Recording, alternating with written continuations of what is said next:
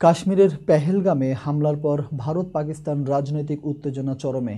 এরই মধ্যে পাক অভিনেত্রী হানিয়া আমিরকে ভারত থেকে পানির বোতল পাঠানোর ঘটনায় ঘিরে শুরু হয়েছে নতুন বিতর্ক। বিস্তারিত অঞ্জলি কবিরের ডেস্ক রিপোর্টে। কাশ্মীরের পেহেলগামে হামলার পর থেকেই ভারত পাকিস্তান রাজনৈতিক অঙ্গন উত্তপ্ত হয়ে উঠেছে। ওই হামলার পর ভারত সরকার ৬ দশকের পুরনো সিন্ধু পানি চুক্তির বাস্তবায়ন স্থগিত করার ঘোষণা দেয়। একই সঙ্গে পাকিস্তানের বিরুদ্ধে কূটনৈতিক ও সাংস্কৃতিক বিভিন্ন কড়াকড়ি আরোপের প্রক্রিয়াও শুরু হয়েছে। এরই মধ্যে পাকিস্তানি শিল্পীদের ভারতে নিষিদ্ধ করার দাবিও ওঠে বিভিন্ন মহলে। এই উত্তেজনার আবহেই নতুন আলোচনার জন্ম দিয়েছেন পাকিস্তানি জনপ্রিয় অভিনেত্রী হানিয়া আমির। সামাজিক যোগাযোগ মাধ্যমে একটি ভিডিও ভাইরাল হয়েছে, যেখানে দেখা যাচ্ছে ভারত থেকে পাঠানো একাধিক পানির বোতল পেয়েছেন হানিয়া। ভিডিওতে বোতলের বাক্সের উপর হানিয়ার নাম লেখা স্পষ্ট দেখা যাচ্ছে।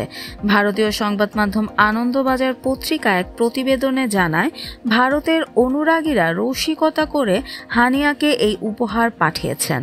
সিন্ধু পানি চুক্তি স্থগিত হওয়ার পটভূমিতেই এই কাণ্ড ঘটেছে বলে মনে করা হচ্ছে।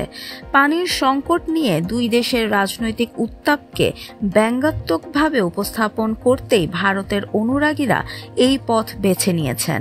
তবে বিষয়টি সকলের কাছে হাস্যরসের উৎস হয়নি। নেটিজেনদের একাংশ মনে করছেন, এমন সংবেদনশীল ইস্যু নিয়ে রসিকতা করা মোটেও শোভন নয়। যুদ্ধ, সহিংসতা বা প্রাণহানির মতো পরিস্থিতিকে ব্যঙ্গ করে উপস্থাপন করাকে মানবিকতার বিরুদ্ধেও বলেছেন অনেকে। পেহেলগাম হামলার ঘটনায় হানিয়া আমির নিজেও প্রতিক্রিয়া জানিয়েছেন। সামাজিক যোগাযোগ মাধ্যমে তিনি লেখেন, যে কোনো স্থানে এমন মর্মান্তিক ঘটনা ঘটলে সেটি আমাদের সকলের কাছেই বেদনার। এই ঘটনায় যারা প্রাণ হারিয়েছেন তাদের জন্য আমার হৃদয় ভারাক্রান্ত।